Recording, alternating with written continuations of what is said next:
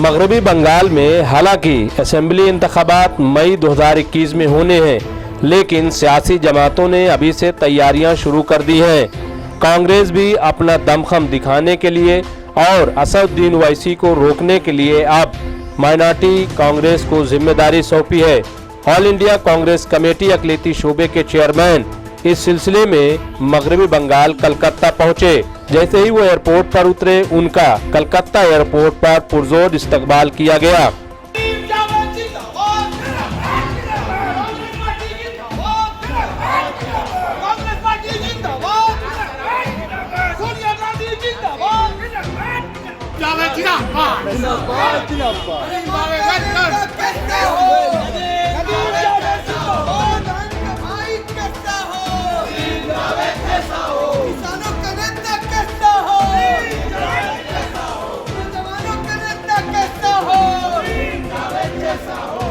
मगरबी बंगाल में रियासती अकलीती शोबे कांग्रेस की जानिब से एक कन्वेंशन का इनकाद रामलीला मैदान में किया गया था। रात में पहुंचे नदीम जावेद सीधे कलकत्ता के रामलीला मैदान पहुंचे और वहां प्रोग्राम का जायजा लिया कि आखिर तैयारियां क्या हो रही हैं। वहां पे लोगों से उन्होंने मुलाकात भी की और बातचीत भी की।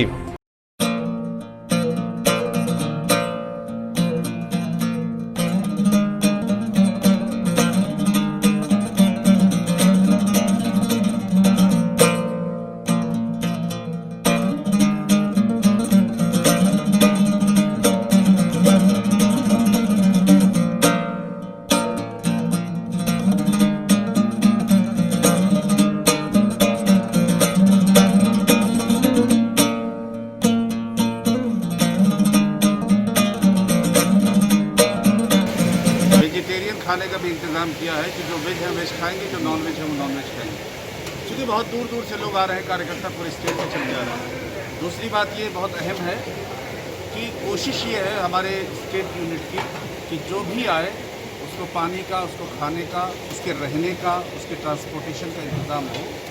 और मैं शुक्रिया करता हूँ, रात में तकरीबन 1:30 बजे हम तमाम साथी सैकड़ों की संख्या में यहाँ मौजूद है। प्रदेश कांग्रेस कमेटी के कार्यालय में ज़बरदस्त तरीके से तैयारी चल रही है और हमारा ये पूरा विश्वास है कि श्रीमती सोनिया गांधी और श्री राहुल गांधी का जो संकल्प है कि सांप्रदायिक शक्तियों को बंगाल से और पूरे देश से समाप्त करना है, गांधीवादी विचारों के साथ कांग्रेस पार्टी को आगे ले जाना है। हम समझते हैं कि कल वो दिन आने वाला है और हम लोग पूरी शिद्दत के साथ वेस्ट बंगाल के अंदर एक मोहब्बत का, अमन का और कौमी एकता का पैगाम देने में सफल होंगे। मैं चेयरमैन साहब को बधाई देता हूँ। बहुत बढ़िया काम आपने सम्मेलन से लेकर खाने तक सबका किया है।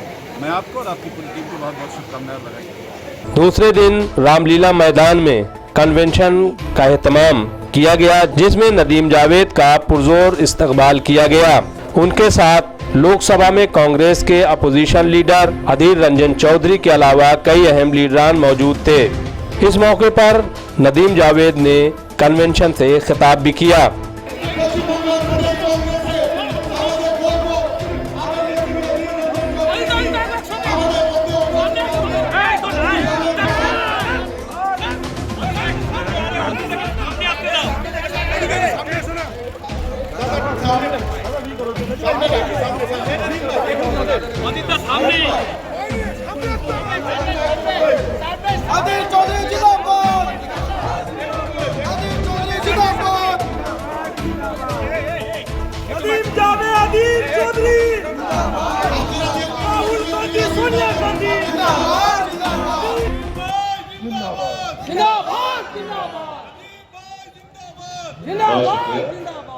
मैंने इस शेर के लिए इसलिए अर्ज किया कि दोबारा सुनाइए। अहमद फराज साहब का ये शेर है और बुनियादी मकसद ये है कि इतनी खूबसूरत गुफ्तगू के बाद और इतनी उम्दा जुबान के बाद अगर आपसे बातचीत की जाए तो शेर से ही मैं आपका जवाब देना चाह रहा था। और इसलिए कि कई जिक्र हुए और एक बात ये भी निकल कर आई कि हमारे मोहतरम सदर ने खाने का बहुत उम्दा इंतजाम भी किया। तो कई सारे लोग जो मीटिंग में थे वो चले गए खाने के लिए भी, लेकिन मैं समझता हूं कि असली लोग वही हैं जो यहाँ पे तशरीफ रखते हैं। मैं आपके हवाले से राहत साहब का एक बड़ा मशहूर शेर है और मुझे मेरे दिल को बहुत पसंद है, और उस शेर के साथ बात का आगाज करता हूँ। हालांकि बात बड़ी मुख्तसर करूंगा, और शेर ये है कि गुलाब, ख्वाब, दवा, जहर, जाम क्या क्या है? गुलाब, ख्वाब, दवा, जहर, जाम क्या क्या है? मैं आ गया हूं, बता इंतजाम क्या क्या है? मैं आ गया हूं, बता इंतजाम क्या क्या है। लेकिन शेर ये है कि फकीर, शाह, कलंदर, इमाम क्या क्या है? फकीर, शाह, कलंदर, इमाम क्या क्या है? तुझे खबर नहीं, तेरा गुलाम क्या क्या है? मैं बहुत तफसीली बात हो चुकी है। मोहतरम अधीर रंजन चौधरी जी ने रियासत की सियासत से लेकर और हिंदुस्तान की सियासत तक उस पर रोशनी डालने का काम बड़ी खूबसूरती के साथ किया। उसके बाद अलका जी ने, नजर अब्बास साहब ने, और उसके बाद आजम बेग साहब ने और दीगर मुकर्रिरीन ने भी बहुत खूबसूरती के साथ मुल्क के मौजूदा सूरत हाल पर अपनी रोशनी डाली। हम तो सबके जज्बात के साथ, सबके एहसासात के साथ, सबकी सियासी समझदारी के साथ अपने आप को जोड़ते हुए इस शेर के साथ बात बढ़ाते हैं कि देखना तकलीफ की लज्जत की, जो उसने कहा, हमने ये जाना कि गोया ये भी मेरे दिल में। अगले 3 महीने में आपका इलेक्शन होगा, और आज एक तरह से इलेक्शन का आगाज करके हमारे छोटे भाई ने, और मैं आपको बहुत मुबारकबाद पेश करता हूं, क्योंकि कोलकाता में और बंगाल में कांग्रेस पार्टी एक मुश्किल हालात से लंबे अरसे से गुजर रही है। कन्वेंशन करना कोई आसान काम नहीं होता। आपने इस कन्वेंशन का इनेकाद किया और बड़ी तादाद के लोगों को इकट्ठा करने की कोशिश की।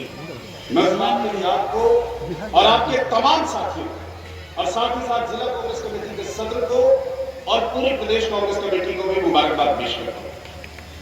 4 फोर्सेस होंगी। मैं बड़ी लंबी सूत्रात तकरीर करूंगा, लेकिन मुख्तसर में करना। 4 फोर्स क्या है इस रियासत में? नंबर 1 ममता बनर्जी होंगी और उनके अलायंस होंगे। नंबर 2 बीजेपी हो।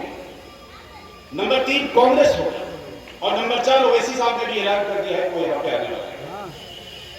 ईमानदारी से सोचिएगा, इस बार की इसका चुनाव इस रियासत में ऐसा होने वाला है जहां पर यह फैसला होगा कि अगर इस रियासत के अंदर जो सरकार बनेगी वो कांग्रेस पार्टी तय करेगी कि कौन सी सरकार बनी जाएगी। हमें पता है हमारी ताकतें कुछ पॉकेट्स में है, उन पॉकेट्स को किस तरह से और मजबूती के साथ पार करना है। अधीरा कैसे ज्यादा सीटें जितवा सकते हैं, मालदा में हम कैसे ज्यादा सीटें जीत सकते हैं, सेंट्रल कोलकाता और आसपास के इलाकों में कौन सी सीटें बढ़ सकती है। लेकिन एक बात यकीन जानिए, और इस बात का मैंने बिहार में भी जिक्र किया था, और 3 दिन पहले मैं हैदराबाद में था, और एक सवाल मैं चाहता हूं कि इस रियासत का कलीदी शुरा और इस इलाके के और खास तौर से कांग्रेस पार्टी के लोग ओवैसी साहब से जरूर पूछने का काम करें कि आपके यहां क्यों चुनाव लड़ने आना चाहते। और एक ही सवाल, और बिहार में भी मैंने कहा था कि पहले आंध्र प्रदेश हुआ करता था, और आंध्र प्रदेश की सिर्फ 7 सीटों पर सलाहुद्दीन ओवैसी साहब, जो असदुद्दीन ओवैसी साहब के वालिद साहब हैं, वो चुनाव लड़ते। उसके बाद तेलंगाना अलग हो गया और आंध्र प्रदेश अलग हो गया। 119 सीटें हैं पूरे तेलंगाना में। तेलंगाना बनने के बाद 2 चुनाव हो चुके, लेकिन 119 असेंबली की सीट पे मोहतरम असदुद्दीन ओवैसी साहब सिर्फ 9 सीटों पर चुनाव लड़ते हैं, उसके आगे वो चुनाव नहीं लड़ते। लेकिन उत्तर प्रदेश हो, बिहार हो, बंगाल हो, महाराष्ट्र हो या दूसरी तमाम रियासतें हो, ये सवाल है ओवैसी साहब से और मीडिया के जरिए उनसे पूछा जाना चाहिए कि क्या बात है कि आप यहां पर आकर चुनाव लड़ना चाहते हैं। एक बात बहुत साफ है, और हैदराबाद का एक शख्स इस बात को कहता है खुलेआम कि हाँ, अमित शाह को आप ही ने दावत दी थी हैदराबाद के इलेक्शन में, ताकि कारपोरेशन में बंटवारा हो जाए, कुछ सीटें आप जीत जाए, कुछ सीटें भारतीय जनता पार्टी। एक बात और, भारतीय जनता पार्टी के ताल्लुक से बहुत तफसीली बात हुई। मैं सिर्फ एक बात अर्ज करना चाहता हूं, और आपने नारा ठीक दिया है, ऊपर लिखा हुआ है, जय जवान, जय किसान और जय संविधान। और हम लोगों ने टैगलाइन दिया था कि मेरा संविधान मेरा स्वाभिमान, यानी हिंदुस्तान के संविधान पर, हिंदुस्तान के आईन, हिंदुस्तान के नजरिए फिक्र पर। स्वामी विवेकानंद का शहर है ये रविन्द्रनाथ टैगोर का शहर है, ये शहर मदर टेरेसा का है, ये मौलाना आजाद का है, ये बड़े गुलाम अली खान साहब का शहर है। इस शहर ने हिंदुस्तान को रोशनी दिखाने का काम किया है। बंगाल के बारे में आज कहा जाता है कि आज बंगाल जो सोचता है हिंदुस्तान उसके बारे में कल सोचता है। बंगाल इस मुल्क को कि बंगाल की आंखों में वो रोशनी है जो इस मुल्क के मुस्तकबिल को देखता है। मैं सिर्फ ये कहना चाहता हूं कि कांग्रेस पार्टी के लिए इस बार ये सुनहरा मौका है कि हम इस रियासत के अंदर भाजपा को भी शिकस्त दे सकते हैं, ममता बनर्जी को भी शिकस्त दे सकते हैं और ओवैसी को तो परमानेंट वहां हैदराबाद में कैद कर सकते हैं। राज्य का इंटरवेंशन बहुत मुबारकबाद। तफसीली बात इसलिए नहीं कि बहुत देर से बड़ी लंबी गुफ्तगू आप लोगों ने सुनी है, लेकिन हम ये वायदा जरूर करते हैं सिद्दीकी को भी आना और कहा गया था आपने पोस्टर बैनर भी लगाया, मगर किसान आंदोलन चल रहा। ये देखिए 30 किसानों की श्रद्धांजलि हो गई, यहाँ पर फोटो लगाया भाइयों ने। सिद्धू जी को उसी किसान आंदोलन में जाना पड़ा। अलका जी का मैं विशेष रूप से शुक्रगुजार हूँ।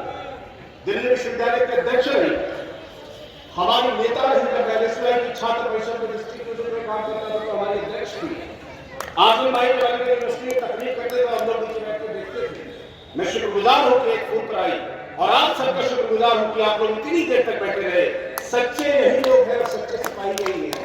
कन्वेंशन से खिताब के बाद नदीम जावेद ने कांग्रेस के 3 बड़े लीडरान को खराज अकीदत भी पेश की, जिसमें अहमद पटेल, मोतीलाल वोरा और गोगोई शामिल थे। बहरहाल तो देखा आपने कि कितना जोश है, कितनी तैयारी है।